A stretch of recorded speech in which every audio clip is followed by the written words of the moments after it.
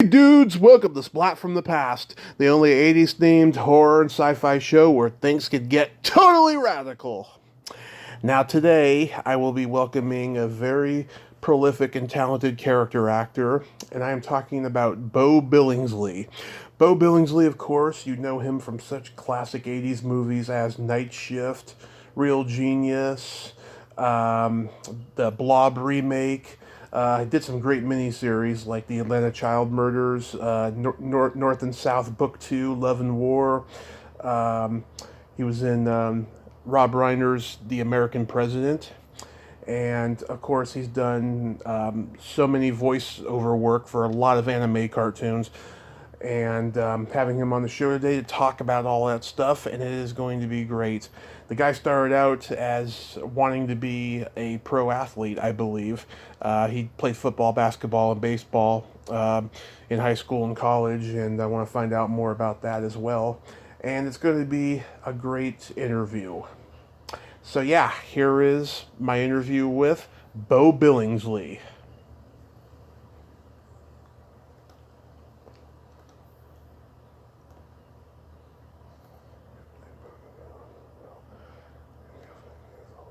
Beau?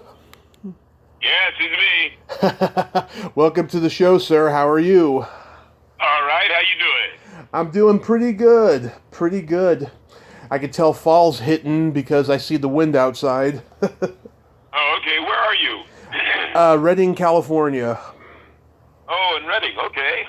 Yeah. This is such a great honor, sir. Thank you for taking the time today. Well, it's my pleasure. Glad to join you. So, going back in time, according to my research, you were an athlete growing up, football, basketball, baseball. Were you always on the trajectory of becoming a pro athlete? Um, well, actually, I was. I was offered a contract to play professional baseball when I was in high school. When I graduated from high school. It was then the Kansas City Athletics. It's now the Oakland A's, the Oakland Athletics, but they were in Kansas City at the time. Yeah. A long time ago. Kansas City Athletics, yeah, and they offered me 18 grand, and but my father, he sat me down. He said, "Let's talk about this," because I was all excited. I was 17 years old, right? Yeah. And 18 grand in 1962 was a lot of money. Yeah. So I was all excited, and he said, "Well, let's talk about this." He said, "Let's assume you sign a contract, and you're playing in a C or B league down there in Texas on dusty fields with no fans, and and it doesn't work out. Then he says, what have you got?" He said, on the other hand, if you go to college, because I had a football scholarship, so if you go to college, you play football. You get your education, and it's paid for, and maybe you can play baseball in the summer, and maybe go back and consider the contract, when you graduate from college. So that he said to me, it seems like a win-win if you go to college, and it's a real possibility of a lose-lose if you sign a professional contract. And then he said, but it's up to you. But that's the way my dad was. He didn't. Very rarely did he just impose things on me as an authoritarian father. He would talk to me and allow me to make the right decision. Yeah. So that's what I did. That's what I did. And so I went to UConn, played football there, and I had letters for the NFL there, but I was in ROTC, so I had to go to the military. So I didn't even return the letters. I had the letters from the Jets and it was the Houston Oilers. Then now they're in Texas. They're in Tennessee now. Yeah. It was the Houston Oilers at that time, and the Cleveland Browns. And excuse me. Yeah. So and then when I was in it's funny, when I was in law school, I played some semi-pro football.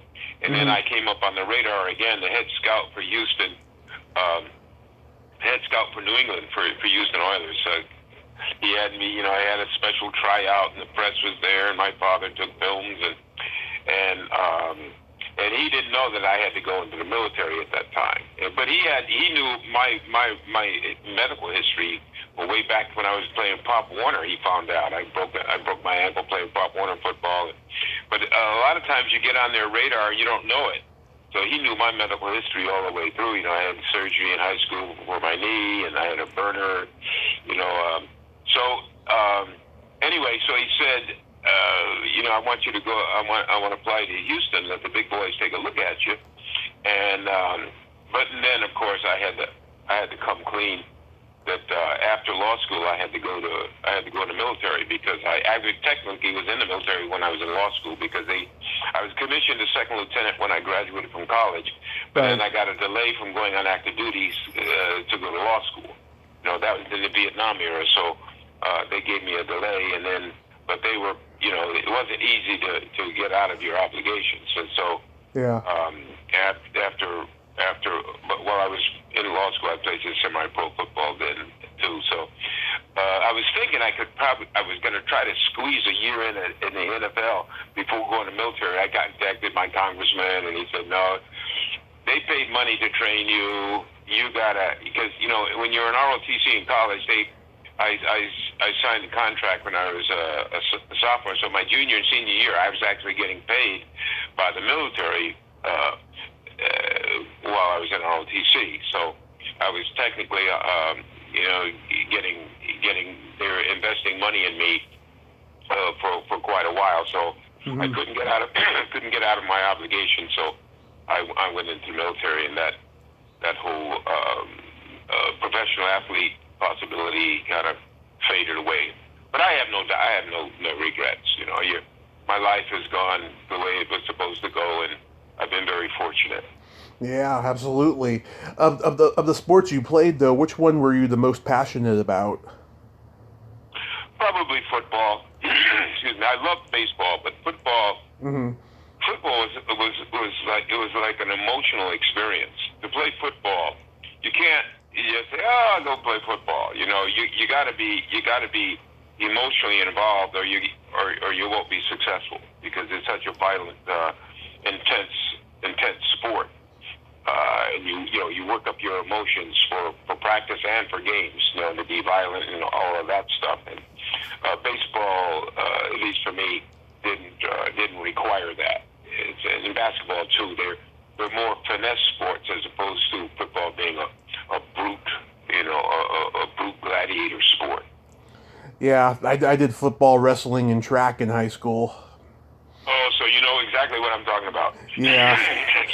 I wasn't that good, but I had fun playing. I missed those days. Yeah, well, that's the bottom line, because most people don't go pro, and if you don't enjoy it, especially like football. We had guys when I was in football, played football in college. We had some big time coaches who became big time. Like Lou Holtz, I don't know if you were familiar with him.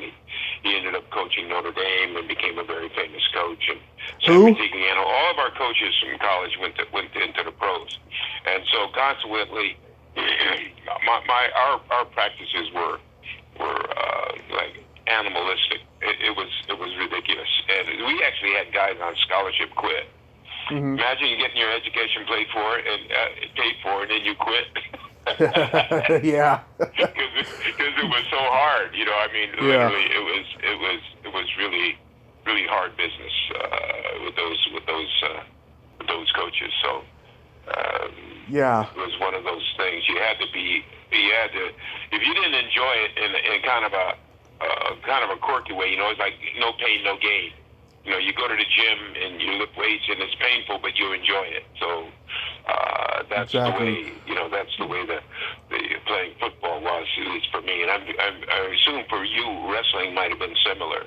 Yeah, people who have never wrestled, they have no idea how tough that sport is. I mean, you have to be moving all the time, even when you're not wrestling. You just got to make weight. You got to just keep your body moving. It is the toughest, most demanding sport there is.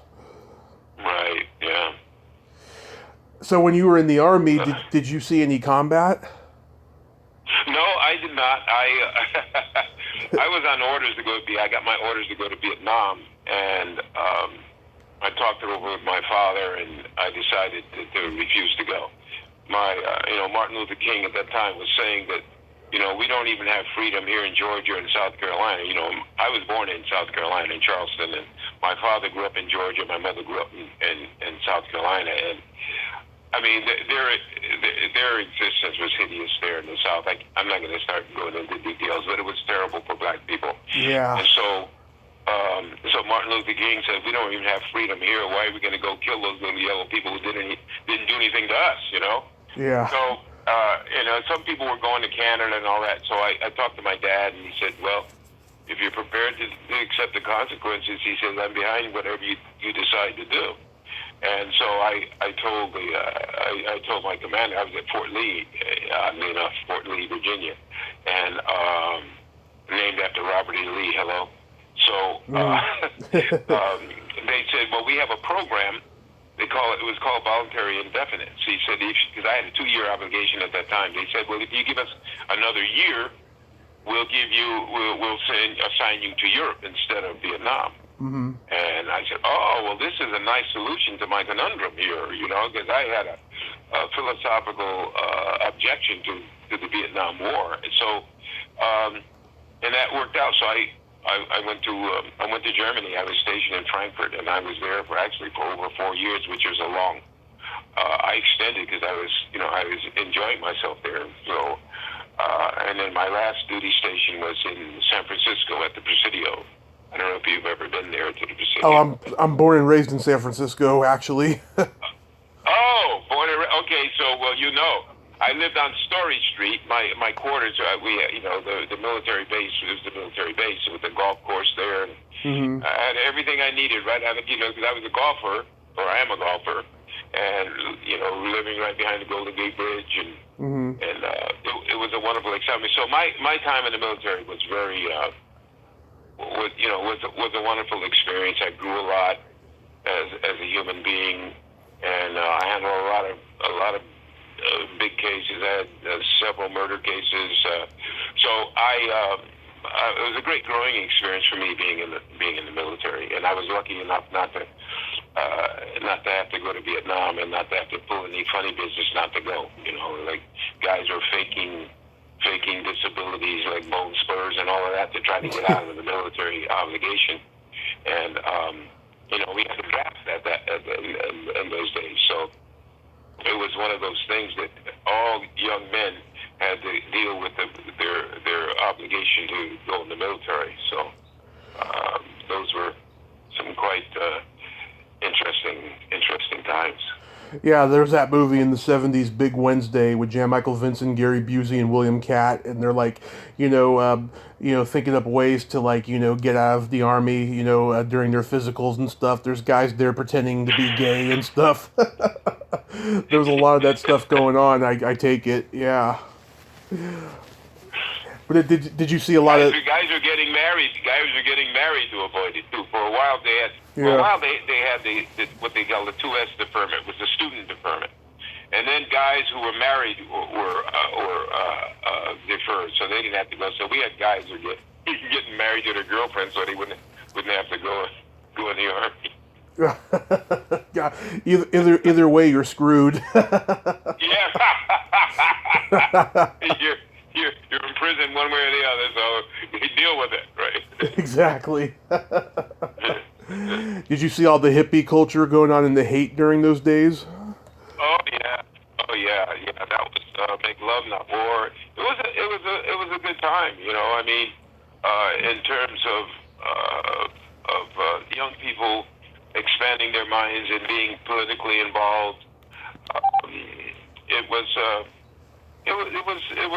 It was a nice time. I love that phrase, "Make Love Not War," because they were the peaceniks, people, anti-war people, and it was even though I was on the military side of things, I still appreciated their point of view of being, why do we have to be at war?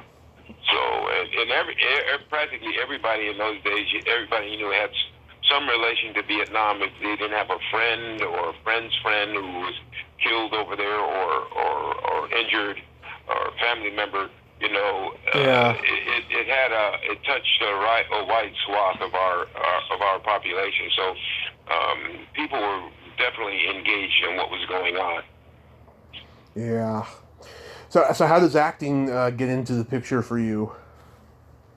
Oh, that's funny. When I was in college, I was captain of the football team, and my senior year, and so one of my fraternity brothers was in the theater arts program, and he was directing a play, and he asked me. It was Emperor Jones by Eugene O'Neill. I don't know if you know the show. Emperor Jones is the emperor of a Caribbean island. And he names himself emperor, and he slowly but surely goes mad, and he's being chased by these ghosts, and he has a gun with silver bullets because he determined that only silver bullets could kill the ghosts. And anyway, so he wanted me to do the lead, and I had never done a play, and but he thought that if the captain of the football team did a play, it would go a long way toward reuniting the campus, because as I said, we were the football players. We were all in ROTC, and at UConn at that time, all men had to take 2 years of ROTC, which is Reserve Officer Training Corps. That's what ROTC stands for. And so, the guys who thought they were going to have to go in the military or would after their 2 years would sign up for the advanced program. That's what I did, and I got paid for my last 2 years of college. But anyway, so. The people in the theater arts and fine arts, they were the peaceniks, with the long hair. We had the buzz cuts, and they had the long hair, and they would come and demonstrate with when we had our military drills, and they'd call us names, and we'd call them names, and it was not a good thing. As I said, that Vietnam, because of Vietnam, that was a very heated, emotional issue for people. So he thought the captain of the football team did a play that would help bring the community together. And it actually had that effect. I remember when I told some of my teammates on the football team that I was gonna do a play, and they said, "Oh, Beau's going to do a play. Oh, Beau," I said, "Okay, stop that right now." But that was before a lot of athletes would go into the entertainment business, right? So, but anyway, I did the play, Emperor Jones. I enjoyed it. I was bitten by the bug, but I didn't do any more until law school. When I was at the end of my senior year in law school, my last year's third year of law school, so that was my 7th consecutive year of college. So, and then I started going down to New York to get into the show business. And we had our next door neighbor happened to have a cousin who was involved in the business, and he had worked with Mike Todd, who was you probably don't remember him, but he did the original Around the World in 80 Days, and he was a producer, director, and he was married to Elizabeth Taylor. So anyway, Tony Cirillo was his name. So he said, I contacted him. He was in New York. He said, "Come on down. Now it's a good time." And I went down to New York. He was filming a Van Heusen insert commercial, and I watched that, and then we went to his office afterward, and he told me exactly what to do. He said, "Beau, you got to get photographs. You got to get an answering service." It was long before cell phones, right? You got to get an answering service. You got to join the unions, but he was my guardian angel. He told me exactly what to do and how to do it, and I got my union cards very quickly. In those days, you could just walk off the street and join AFTRA. And once you joined AFTRA, then you can join SAG because you had a parent union, because you couldn't just join SAG.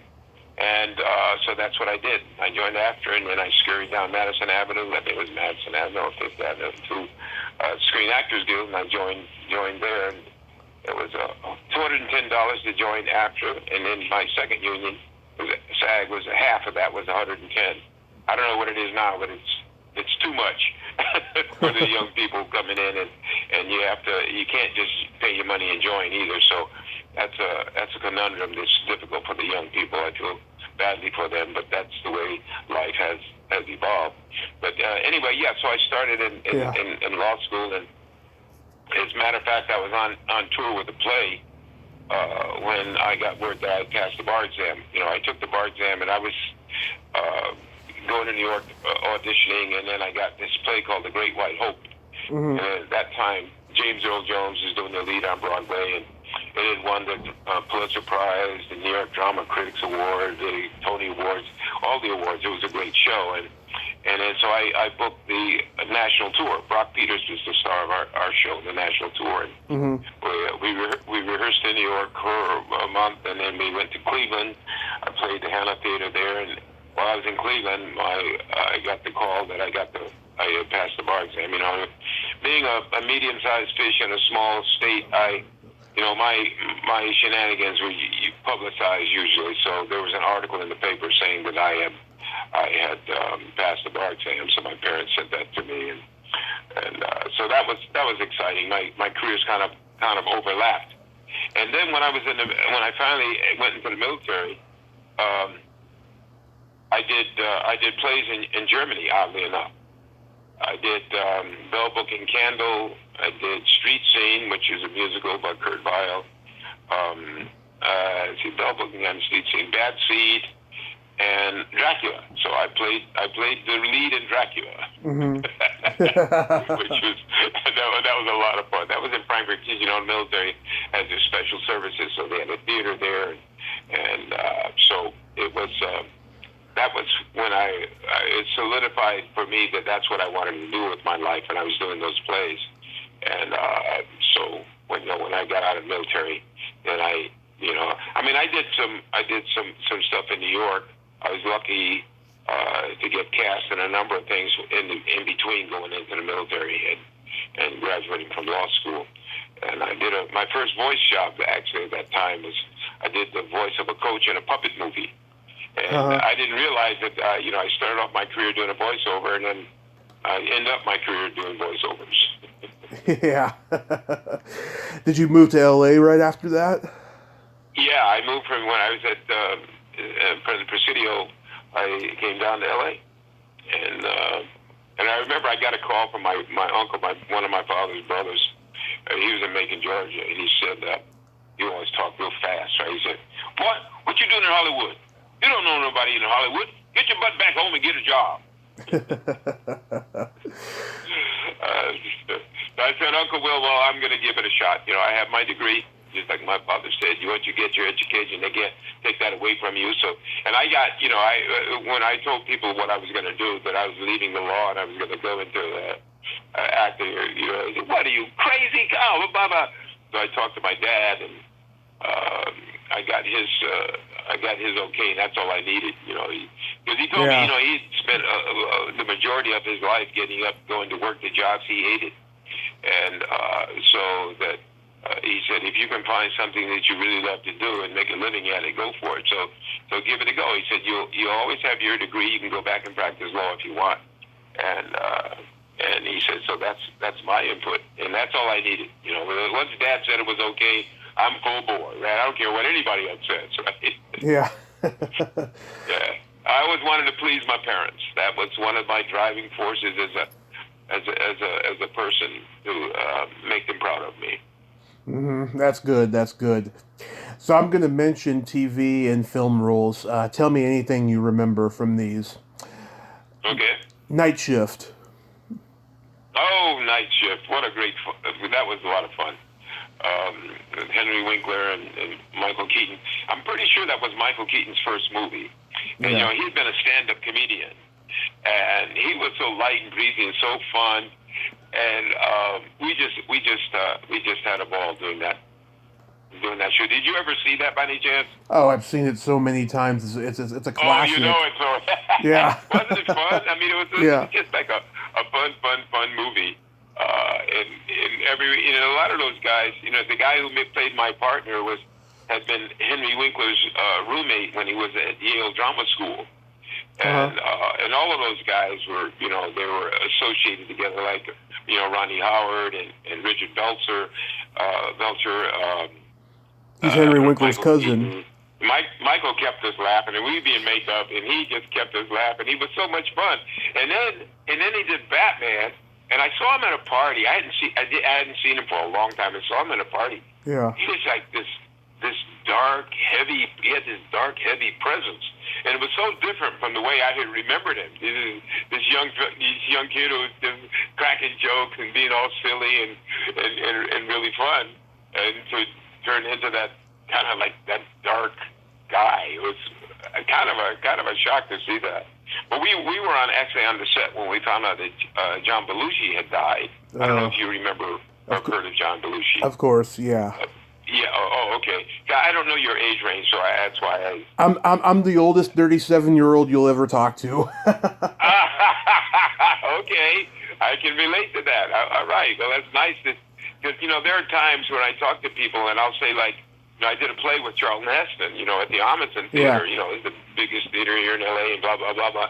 And I get this blank look. Well, who's Charlton Heston? Yeah. And I go, oh my God. Okay. All right. Let's just a generational thing. I understand. But during his time, I mean, he was a legend in his own time. They put up a metal detector at the stage door, and that was the first and only time that there was a metal detector at any stage door of any play I ever done. But because he was a member of the NRA and because of his politics, he would get death threats and things. So they put up a metal detector whenever we had to go through whenever we went to the theater. But anyway, that's just an aside. But Night Shift was a lot of fun. And Kevin Costner was an extra in that movie. I don't know if you're aware of that. Oh yeah, I know he was an extra on that movie and something else after. I can't remember what though. But yeah, I know that he did work on that. It was also. You remember the gunfight at the end of the movie? Yes. We were in the morgue and we had the gunfight in the morgue, and the way it was situated, they actually had a sharpshooter who was using like shooting ball bearings to behind us to break when bullets were supposed to be breaking the glass at the morgue, the vials and things, and that were right behind us. So he was actually shooting projectiles behind us. And that was a little scary. And the guy who played my partner, as I tell you, Henry, who was a roommate for Gail, he was absolutely petrified. So when you see that movie and you see him, you see the fear in his eyes, that's real fear. It wasn't acting fear, it was real fear. Yeah. I gotta watch it again so I can look for that. yeah, that was funny. And when we first had run into Michael Keaton at the disco there, and I'll never forget the line he says, because we were on a drug stakeout, and so we were getting ready to leave because there was no action, and he comes up and says, "You gentlemen seem to be unencumbered by female companionship. How would you like to be cumbered?" I mean, that's how many years, 40 years ago or whatever. I mean, I still remember that line. It was such a funny line.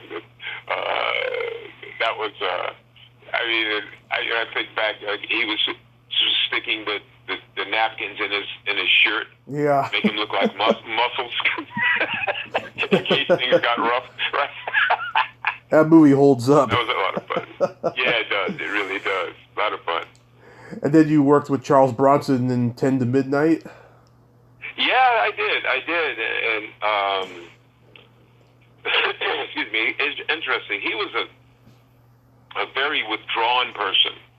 I've heard. I mean, I was introduced to him, but you didn't, he wasn't a guy that you hung around and made small talk with. Yeah. He kept himself separated and from folks, and he'd deal with the director and the other actors, the main players. I mean, I had a little role in there, but I didn't have much interaction with him, but I just did observe that he was very withdrawn. It wasn't an easy guy to walk up to say, how's your life? How's your family? How's your life? He was married to Jill Ireland, and so he was a gorgeous actress, and she got sick, and apparently he wasn't very supportive of her. I mean, I don't want to go there, but yeah, he was a very intense guy. Yeah, and then you did 3 episodes of Dallas.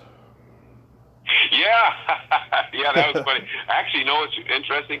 I turned down a job to audition for that role. I had one of my mentors in Hollywood was Leo Penn, who was Sean Penn's father. Yeah. And Leo was a director.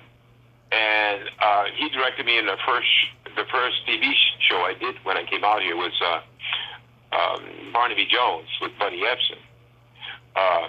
But yeah, when you yeah, what was the original question you asked me? Oh, about working on Dallas. Oh, at Dallas, right. When I auditioned, anyway, so Leo was throwing me a job, and then I got that audition for Dallas, and Dallas was really big and hot at that time. So I actually turned down a job to audition, which is really that goes against the rules, you know. Yeah. You know, a bird in hand, right? But yeah, and the role I played was a Jamaican doctor, and it was a fun role. And I auditioned for Patrick Duffy, who was directing that episode, and so you know, and I booked it. It was terrific, but and to play a role like that, that's the most fun for an actor, at least for me. To play somebody who's different from yourself, you know, if you get a chance to do a character from a different culture, like to play a Jamaican doctor with a Jamaican accent, that's just fun. That's part of the character development that you enjoy doing as an actor. You know, I always tell people that if you don't enjoy the process, you shouldn't become an actor. You know, the final product is your performance, obviously, but when you develop a character, that should be the enjoyment of it, because that's the majority of what you're doing is, you know, is developing your character, and then you perform it. But yeah, it was a very nice role, and it was nice from the standpoint of my career because Dallas was a very high profile show, right, at that time. So you know, everybody was watching it, and I remember I went back. Around the time my ARCA shows aired, my mother had bypass surgery in Connecticut, and so I went back for the surgery, and she was in our hospital in Hartford, and so word got around that there was an actor from Dallas in the hospital. So people found out it was me, and people were coming just to get a look at me. You know, just when I was in the room with my mom, there was commotion in the hallways and things, and that's what led me to the understanding of how big Dallas was at that time. Yeah, wow. Yeah, I think Larry Hagman. I think Larry Hagman was a very talented guy, and I think that being known for TV roles like I Dream of Jeannie and Dallas kind of, you know, kind of limited him a little bit for people to see, you know, just how versatile he could be. Right, and he directed one of the episodes that I did. Yeah, what was he like as a director? Oh, he was good. He was funny. He was, yeah, he was enjoyable. He was enjoyable. He had, as I recall, he had a bit more of a sense of humor that he showed, at least to us, than Patrick Duffy did. But yeah, Larry Hagman was fun to work with, and Victoria Principal, she was wonderful. She was just wonderful. I remember we were doing our scene at the hospital. I think that was the first scene that I did, and we were standing there getting ready to work, and one of the extras came up to me, because he had worked with me before in something else, and he wanted to talk with me, and she protected me. She said, "You know what, Beau's contract, he's concentrating right now, but after the scene, you can talk to him. Is that okay, Beau?" And I said, yeah, that's okay. That was very cool of her to step in, because, you know, people don't understand. A lot of times you look like you're just standing there, but you're running lines in your mind, or concentrating on your movements and things you have to do in your scene. So you're focused into what you're going to be doing. And then somebody comes up and talks to you just before you're about to do your scene. It can be disruptive. And so some people don't understand that. And I would tell that to my students, that there's what I call the etiquette, you know, the etiquette on the set. And one of the things I would teach them is whenever you go up to somebody on a set, always ask them first. Say, "Excuse me, are you concentrating?" Yeah. So to give them an opportunity to say, "Oh, yes, I am. We can talk later." And so that was very nice of Victoria to protect me that way. Oh, that's great. That's great. Then you did a TV miniseries. Oh, let me tell you. Let me tell you one more story about her. Okay. She, we were in makeup, and we shot the Jamaican scenes that were supposed to take place in Jamaica. We shot in Malibu, and we were in the. I was in makeup, and I was, and just clowning around, just talking. The makeup trailer, just talking, and it was with the makeup guy was a guy, right? Yes. So she has a fabulous body, man. What a body she has, and those beautiful breasts. I wonder if they're real. I got sometimes guys talk, right? And so when we were on the set getting ready to work, and she said, and by the way, Bo, I want to get something very, very clear. Make something very clear. They are real. I wanted to climb into a hole because I guess the guy told her that, right? Yeah. Told her that what I had said. So that was also a lesson. Loose lips sink ships. Luckily for me, she was that person. She was who she is, right? Right. And so she could take it as a joke. Because I guess if she wasn't that person, that the makeup artist wouldn't have told her what I said, probably. But that was like I was so embarrassed. She said, yes, just to make one thing perfectly clear, Bo, they are real. Oh no! He told you. She said, yeah. She says, we have a very close set here. Yeah. Oh, that's great. Then you did the TV series, the TV miniseries about the Atlanta child murders. Yes, I played the commissioner, Lee. I think it was Lee Brown. I played the safety commissioner in Atlanta, and I had one of the scenes I did was a press conference, and in that press conference was Morgan Freeman. I was running the press conference because I was the safety commissioner of safety, so it was my scene basically, but we were sitting at a table, and so Rip Torn was in the scene, James Earl Jones, and Morgan Freeman among other people, and so yeah, and that was a bit of an emotional gig too, because it was a real story. Yeah. I mean, it wasn't just something somebody wrote up, and it was emotional to do that miniseries because of it was reflecting the children being killed. Yeah. And I can imagine too. I mean, it can be intimidating to work with so many talented heavyweights like that. Yeah, that's true. That's a nice observation on your part. And I remember Rip Torn coming to me. It was a long scene, so we actually we rehearsed it a bit, and then we went to lunch, and then we shot it. And I remember Rip coming up to me and says, and he gave me these compliments. I love what you're doing. There's something very special that you're doing. I'm not even going to tell you what it is because it'll distract you. He said, but just keep doing what you're doing. You're doing great. I thought that was very, very nice of him to offer that to me. That is very nice. Yeah. Yeah. How about Real Genius? Oh. Yeah, real genius was fun. Whenever they have to fill up a room with popcorn, I mean, it can't be all bad, right? Yeah. I don't know if you saw it. Did you see Real Genius? I've seen it probably more than most people. I love that movie. To me, it's an underrated classic, and just the whole cast is brilliant in it. And I actually know a guy who went to the college that it was shot at, and he told me the movie for him is like a documentary because that stuff was really going on. The government was doing scientific experiments with the college, not like that, of course, but just in general. And they had a lot of geniuses there at the college. Yeah, that must have been very special for your friend. Yeah, and this was like back in in the late 70s when he was going there.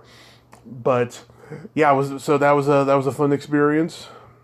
Yeah, I just had a quick cameo in the beginning. I don't know if you remember, where I was against the project. Oh yeah, you walked out, Uh, right, of the meeting. yes, I walked out. Right, Right. right. And then Lauder says, um, look to one of his guys. He needs to be liberated. Yeah. So they killed me. Yeah. He needs to be liberated. Yeah, I was liberated. But yeah, the short period of time that I was on the show, it was fun. Val could be a handful sometimes. Oh But yeah, I've heard. you know, yeah, that's not for me to say, I guess. But I have a feeling that might have been the reason his career didn't soar like it seemed like it should have. It's semi-sword, but he's probably his own worst enemy, based on what I've been told. It's Yeah. sad, and of course he's had that cancer remission lately and stuff. But I mean, he is iconic overall, I think. Yeah. I mean, he's a great look. He's got those great looks like, or he did have, like Brad Pitt and that. And so yeah, he had a great career ahead of him.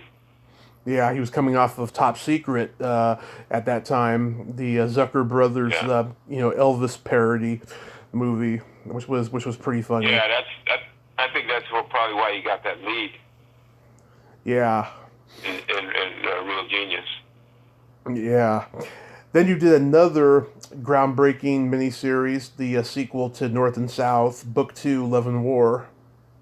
Yes, that was quite an experience. That was a very emotional experience for me because we shot in the South. We started off in outside of Charleston, Mm-hmm. where I was born, and at Boone Hall, which is a plantation outside of Charleston that they did a lot of filming at.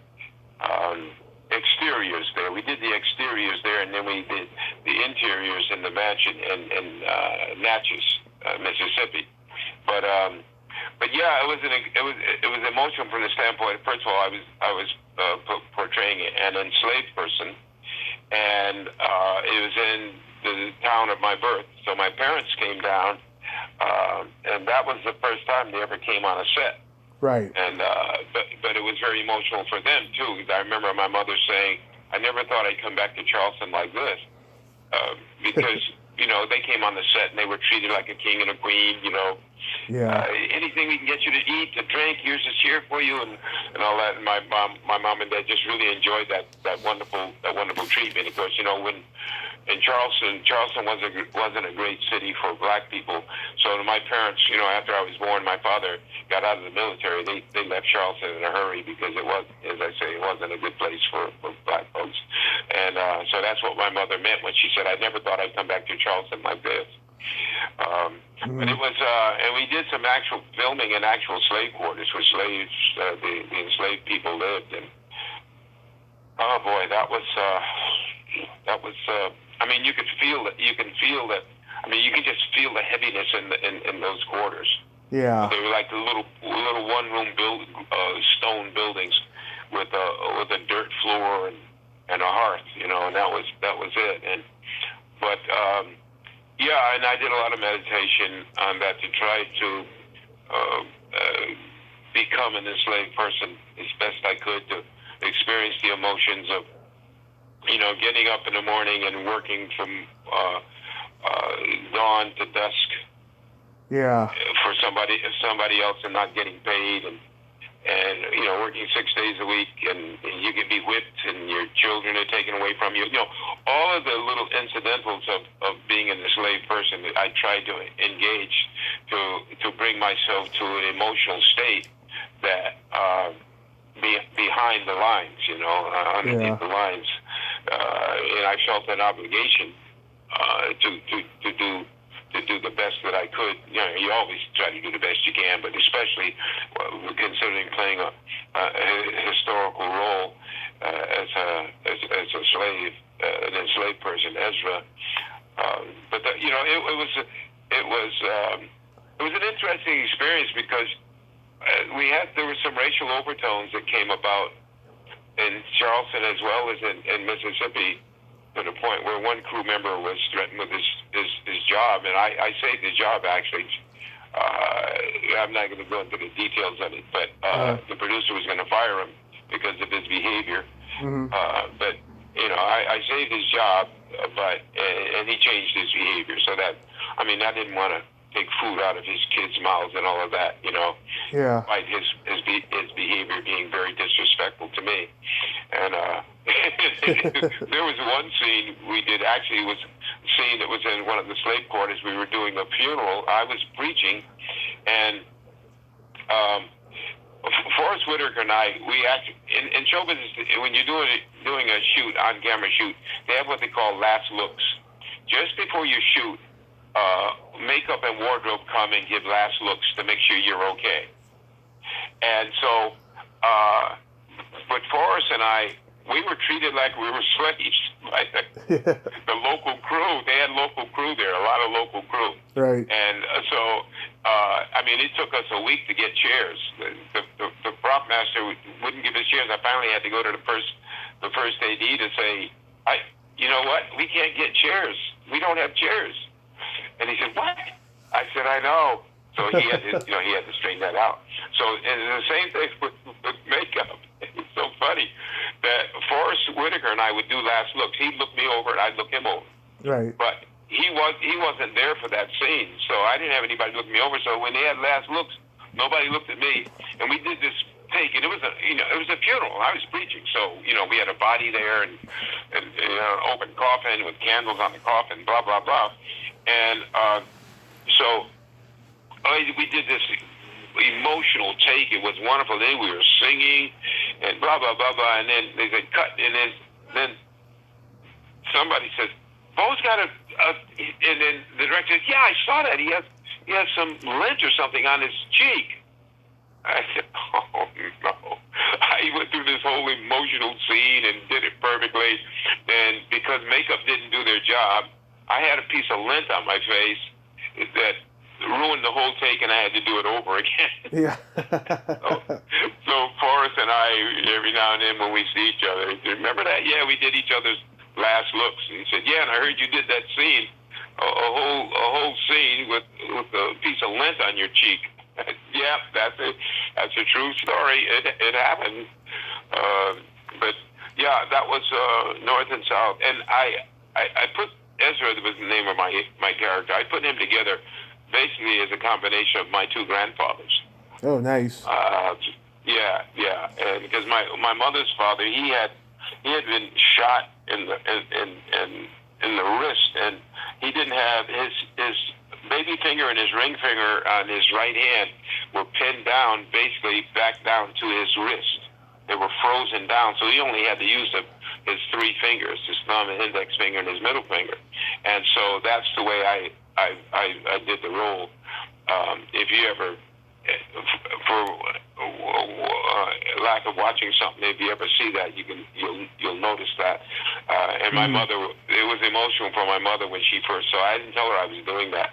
But when she first saw it, when she came down to see to watch us shooting, and she teared up when she told me. She said, "You have your hand like Papa." I said, "Yeah, I did. He's part of the character." And but yeah, North and South was a very special experience for me for a number of reasons, especially that my parents came on the set. And, we took a trip out to Orlando where my mother was born and grew up, and went to the graves of my grandparents, and so the whole experience, it was kind of a family affair, so in one respect. So that was the other reason that it was so special, beyond portraying an enslaved human being. And it was really an eye-opening experience for me from the standpoint of going deep into trying to figure out the day in the life of an enslaved person. Mm-hmm. If you have trouble in your life, yeah, I mean, serious trouble in your life, you think about it practically all the time. You go to sleep thinking about it. You wake up thinking about it. Like if you're ever involved in a lawsuit, or when you have something heavy going on, or illness of a parent, or whatever it is, it's just plagues you and constantly with you, and you have to do some mental gymnastics to try to keep a a positive outlook about life. And I was thinking about a slave. The first thing you think of when you wake up, probably dreaming about being free. Being your own person, where you can go where you want to go and do what you want to do. But then you wake up out of your dream and no, that was a dream, and this is real life. That I'm owned by somebody, and they can beat me and kill me and take my children and take my wife or my lady, and people can do whatever they want to me, and so it was an experience. It lasted a while. I don't know, let's see, 2 months or something. I was on the film. It was. You can see how it would be a seriously mixed emotion experience, where I was really happy to have a job. I was getting paid nicely, and my parents were involved. They came to see me, all of that. But at the same time, I'm carrying a weight of the life of a human being who's owned by somebody and doesn't have freedom, and it was quite an experience. That's wonderful. Is that like one of those career highlights that you'll never forget? Oh, definitely. It definitely is. That and the show I did on Nickelodeon, Just Jordan. I don't know if you're familiar with that. No. Is that in that newer one? Yeah, that was in 2000. Let's see, we shot in 2006, 2007. And I think it aired in 2007, 2008. We only did 2 seasons. For whatever reason, we had good ratings, 4.6s, 4.7s, but there was some politics going on, and they canceled our show. Mm-hmm. They've never done any reruns either. Wow. Which is really funny. They buried the show, and it was a wonderful show. I played a grandfather who ran a diner. Papa Grant's place was the diner. And my newly divorced daughter comes back to live with me with her 2 children, my grandkids. And we live upstairs over the diner, and we just have these capers. And I'm kind of like one of the kids. Like, I would be involved in some capers, and I'd say, don't tell your mother about this, my daughter. Don't tell your mother about this.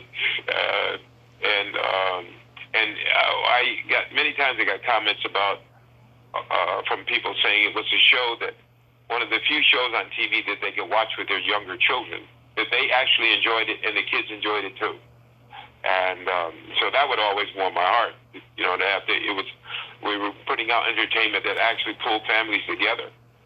And the best part about that was that my granddaughter did extra work on the show, so she was on the set a lot. And, of course, she was a minor, so my daughter had to be there with her. So my daughter and my granddaughter were on the set a lot with me. And the last show of the first season, the writers wrote this beautiful, wonderful food fight. And so, in the diner. And so, as it happened, my granddaughter was working that day, and one of the adults didn't show up, so my daughter worked also. And so we were in the diner, and they're filming, and she's putting cake on my head and smushing cake in my face and pouring Kool-Aid on my head. And I remember she looked at my daughter, my granddaughter looked at my daughter and said, "Mommy, this is so much fun." Yeah. And she's smushing cake in my face. And so that was, North and South and that show are great highlights because they involve my family. Yeah. That's the best of all worlds if you can work with your family. Yeah. How about the Blob remake? Oh, that was fun.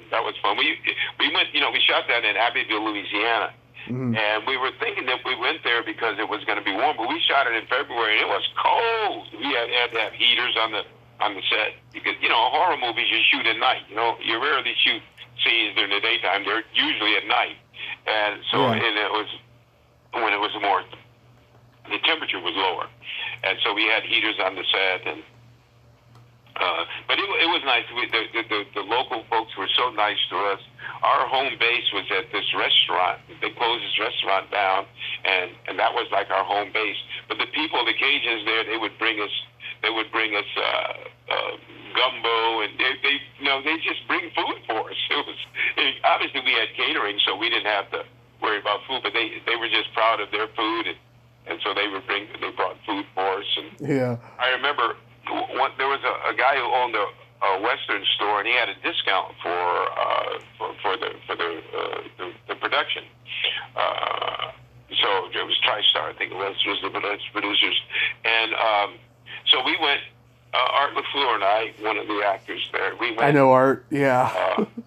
You know Art. You remember that scene with him where he's the pharmacist, and this guy who's dating his daughter comes in, and he doesn't know it. It comes in to buy condoms. Yeah. And then and then he comes that night to pick up his daughter. Yeah. It's a classic. That was so funny. That was great writing. I thought that was funny. But anyway, so this guy, the owner of the store, came up and he said, "I'm sure he's doing his accent for you." He said, "Y'all ever alligator?" I said, "Excuse me?" He said, "Have you ever had gator? You know, alligator." I said, "Oh, no, never had an alligator." He said, "Oh, it's good eating, you know. A friend of mine had a barbecue the other day. He had a whole side of gator. He put onion on it, pepper, cayenne pepper. Put in that 50 pound of it." And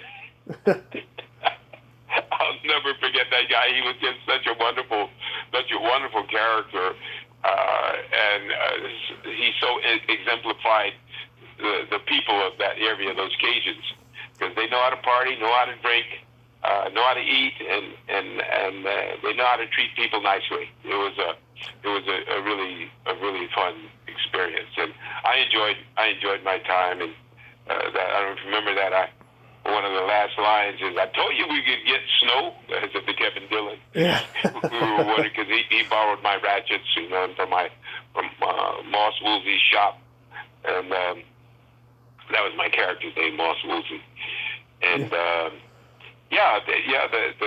shooting the Blob was real fun. It was kind of special to the remake of the show. You know, some people have different opinions about remakes, but I like them both. I think it's kind of like it's kind of like you're part of history in a way, you know. So I enjoyed the fact that we did a remake, and it wasn't that successful right off the bat, which was really funny. I think it stayed in theaters for about 2 weeks, and then they pulled it because it was so softcore. At that time, you know, Friday the 13th, and you know, those horror movies are full of blood and gore, right? And ours, you know, I think the worst scene we had was when somebody was sucked down the garbage disposal, and their foot in their hand was sticking out only. Do you remember that? Yeah, I remember. and what's his name got broken in half backwards. I forgot his name. He was on ER. I think it was ER. Directed some of them, but it was. I mean, there were very few experiences in my life that weren't fun. You know, in my professional acting life. Oh, I know who you're talking about. Scott Grimes was the actor. Was it Scott Grimes? He was on ER. Yeah, Scott Grimes. Right. Yeah. How about working on The American President? Oh, that was terrific. I played Agent Cooper, and I remember Marty Sheen was fond to say that I was the first one to speak in the movie. Yeah. It's I think it was something like Liberty's moving. I'm talking to my watch. You know, Liberty's moving, and Michael D says, morning, can we get in the elevator? Good morning, Coop. No, good morning, Mr. President. Whatever. But yeah, that was terrific fun, and they all were wonderful people to work with. There were no egos flying around, save for one person. I'm not going to mention that person's name. I can imagine. I can imagine. There's some A-listers in this movie. He was the one ego that was going on was a guy who had a couple of one-car accidents there in Beverly Hills on it. So there's one ego in this movie I will mention. I did meet her at a convention. I interviewed her on here, Samantha Mathis. Oh, Samantha, right? Yeah, Sammy. Yeah, she wasn't very nice now. Oh, really? Oh, that's too bad. Yeah. That was fairly early in her career. I had worked with her mother Vivi Besh Oh yeah, played. talented lady. Yeah, she was Italian. Unfortunately, she died early. I think it might have been breast cancer. She died very young. Right. But Sammy was a little girl at that time. But I'm sorry to hear that she wasn't that. I mean, she wasn't a star at that time when we were doing American President. So and we had a lot of A-listers there. So maybe that calmed her down a little bit. But yeah, we had it's interesting. I when I was talking about that etiquette about not interrupting actors, I had that experience with Annette Bening, because we had a mutual friend, and they wanted me to say hello to her when they found out I was doing American President, and it was classically that situation. She was seated in her chair and just sitting there, and I asked her, "Excuse me, Annette, are you concentrating?" And she said, "Oh, yes, Beau, I am. Thank you for asking.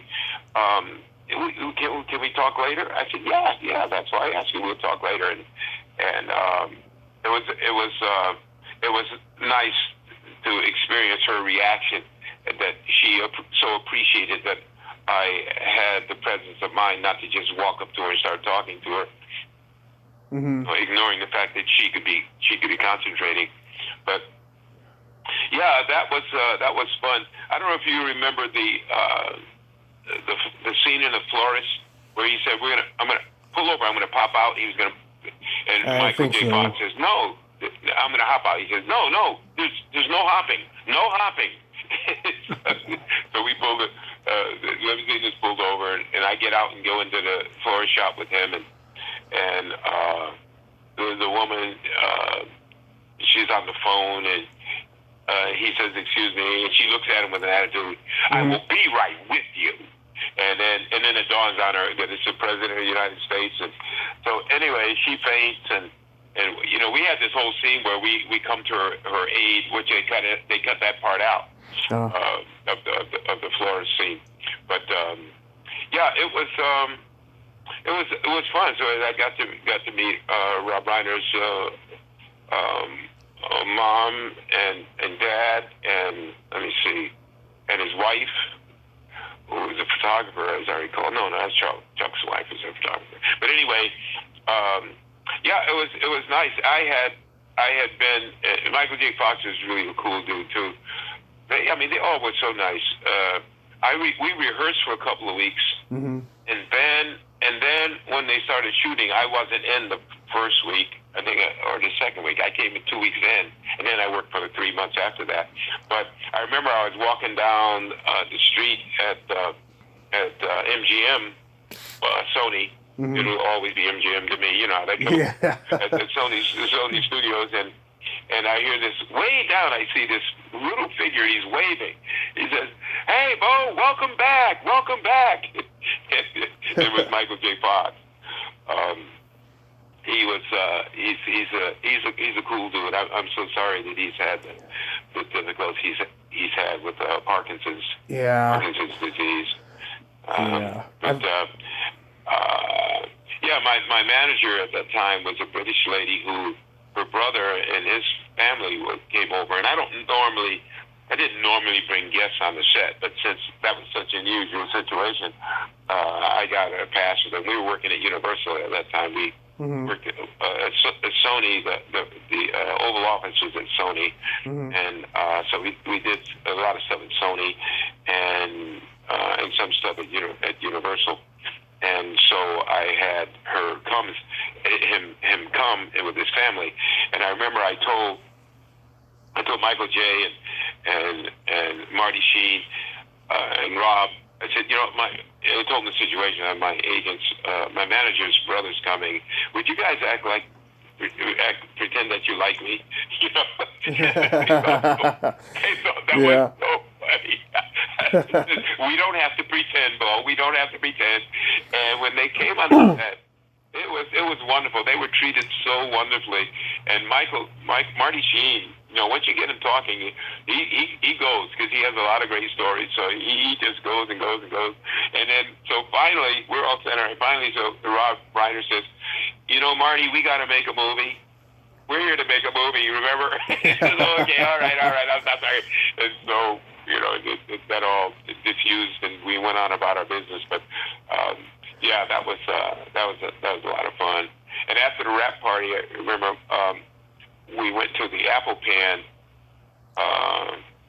with Annette and Warren Beatty and the writer Aaron Sorkin, right, and his fiance and Cece and myself. We went to the Apple Band after the rap party, because that was when he wanted to talk to Annette about this new show he was doing. He was writing called West Wing, and because West Wing is a lot of the the same people, and so we went there, and then Army Archer, he had a column in Variety where he would mention the celebrity sightings and things, and right. And he mentioned that I was out to dinner at the. I think my manager called him to tell him what was going on. But he put it in his column that Beau Billingslea was out at dinner at the Apple Pan with Warren Beatty and Annette Bening and Aaron Sorkin, and which was that was pretty cool. I remember when Annette brought Warren on the set the first time. She introduced me, and I shook hands and how you doing, Warren? Good to meet you. And then he goes and he says, he looks at the sky and he says,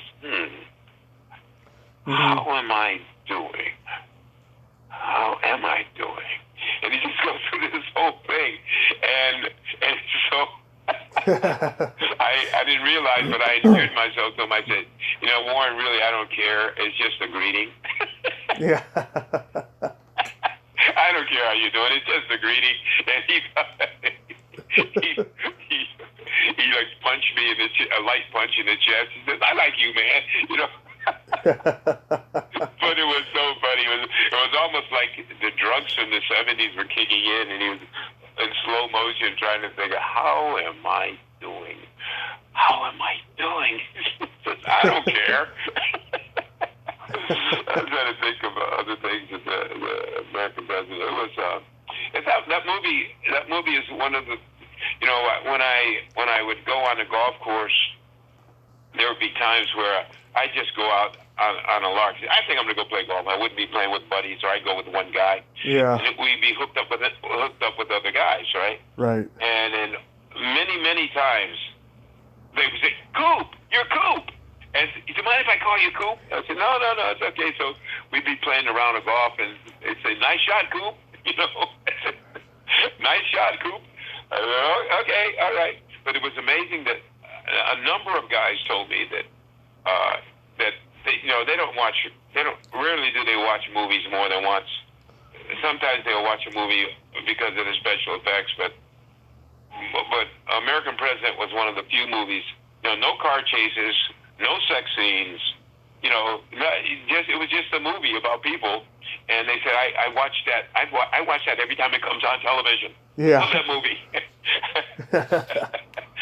That was really nice. But it was a very fun experience, and as I said, Rob put me here in there. He said, "Bo, I want you to just hang around me. I'm going to put you in scenes where, if I see something that you might you should be in, I'll put you in." So it was kind of a fluid situation. So I was kind of like hanging around with Rob, and they gave us nice gifts too. And I remember a couple times for dinner they had surf and turf. So we had lobster tails and filet mignon. Right. And they'd have a string quartet played for us in this huge tent that they put up. Mm-hmm. So they had nice classical music, some Chopin, and everybody, not just the main players, the extras, everybody would have the same meal. You go up and you say, "Well, give me a couple of lobster tails, no steak," or whatever. And it was they had money and they spent it. There are so many times you're on a shoot where you think that you get the feeling that they're low budget, excuse me, and they got to hurry and get the shot, and this and that and this and that, and we'd have a lottery every Friday night where people would put in $1, and you write your name on it, which is illegal, but you write your name on your bill and put it in the bag, and then Rob would pick a bill out, and whoever's bill they pulled out would take the bag of money home. Mm-hmm. And I remember that the last Friday that we worked, I don't know, I think we each put in $10, and so Rob pulled out a bill and he said, oh, this isn't going to work. He pulled out his own bill. He pulled out, we put in $10. He pulled out his own $10 bill. He put it back, and then he pulled out another one. And so one of the carpenters went home with like, I don't know, $1,500 or something. Yeah. Wow, that's crazy. A bag of money.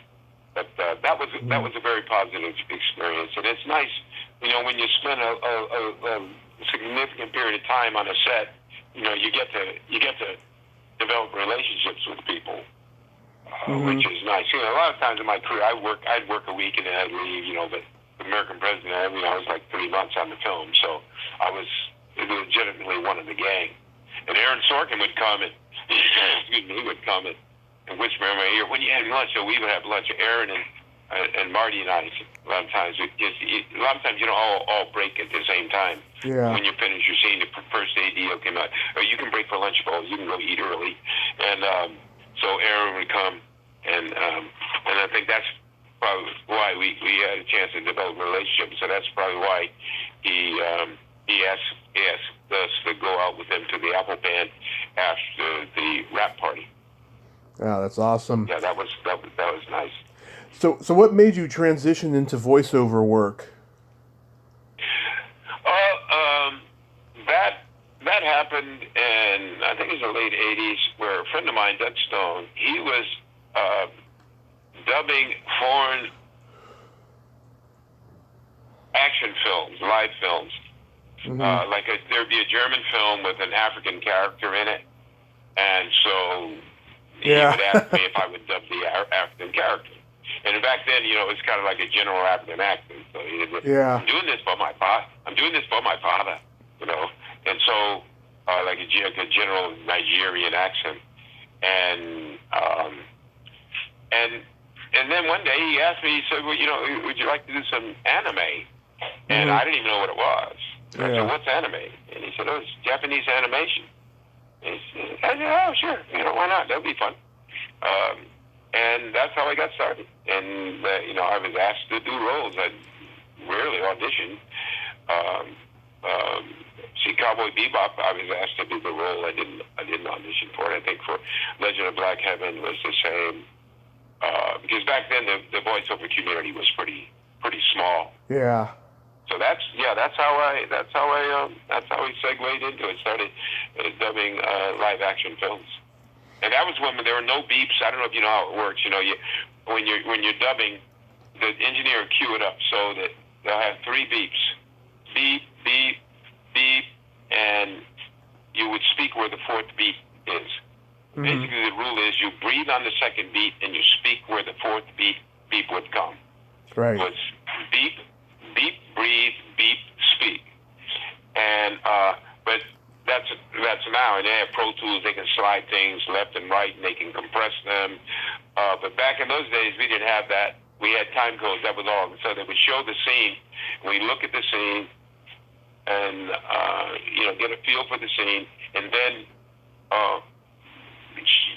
just chase what we call chase it. Just chase the scene. Watch the time codes and watch the screen, and get the first line in your mind, and so that was actually where memorization, it still takes place. Memorization, you actually do some on the spot memorization when you're dubbing in the booth. Right. Because you can't be looking down too much when you're trying to match lip flaps. So you got to grab a section of a script in your mind and watch the scene as so you can match the flaps. Mm-hmm.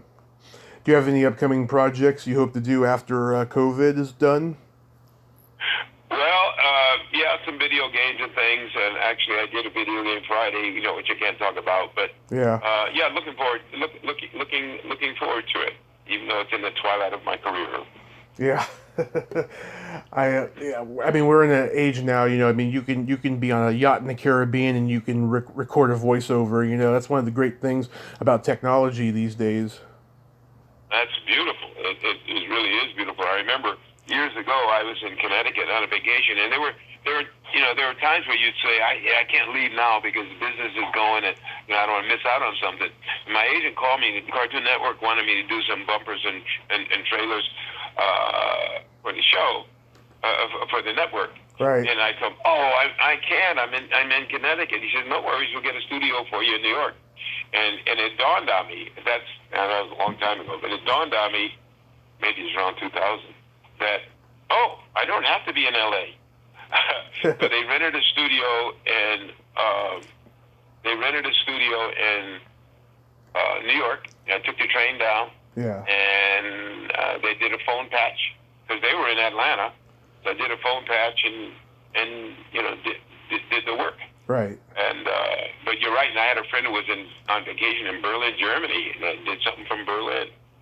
So it's wonderful, and it's great for the young people to use. You don't have to, like I had to do. I uprooted from my hometown and went to New York, and then went to L.A. Not really knowing anybody and starting my career. But nowadays you can start your career from your own bedroom. Yeah. Which is what I've been doing with this podcast. Yeah. All right. I nailed it, huh? Yeah. Do you do the Comic Cons or the anime cons? Yeah, I do a lot of those. Well, I haven't been doing them this year because of the pandemic, but yeah, I usually do maybe 5 or 6 a year. That's not necessarily a lot. A lot of guys do more. I do 5 or 6 a year. That's one of the highlights of my life, is to have the personal interaction with the fans. That's just the best. I love to hear the fans talk about their reactions to the projects that I've done and how it has affected their life, especially shows like Naruto, Cowboy Bebop, and Digimon. Yeah, it's insane now. And then some people are doing the virtual cons, which I think are silly because everyone gets like 2 minutes with each person. I just think that's just cheating you out of your experience. Hopefully, after COVID is over, everyone can return to conventions. Yeah, that's true, but it is. I think it is better than nothing at all. At least it's not the best, but at least the fans have the chance to interact. That is true. So Beau, thank you so much for coming on today. This has been a lot of fun, very pleasant, and I hope after the pandemic is over, you can return to work more consistently. And in the meantime, stay safe and healthy because we need you. And have a great day. Thank you so much, Tommy. It was a lot of fun, and I wish you all the luck with your podcast. Thank you so much, sir. Have a great day. You too, my friend. Take care. Okay, bye-bye. Bye-bye. Well, there you have it. Beau Billingslea. Ain't he a cool dude? What a very nice man he is, and great stories. Very, very personable, great man. I like talking to him. If you like this video, everyone, please subscribe to my YouTube channel. Add me as a friend on Facebook. Join my Tommy Kovac comedian page on Facebook. Follow me on Twitter and Instagram and all that fun stuff. Well, that's all the time we have this week on Splat from the Past. Until next time, this is Tommy Throwback Kovac saying, there's no shame in living in the past, because the present sucks. Later, dudes.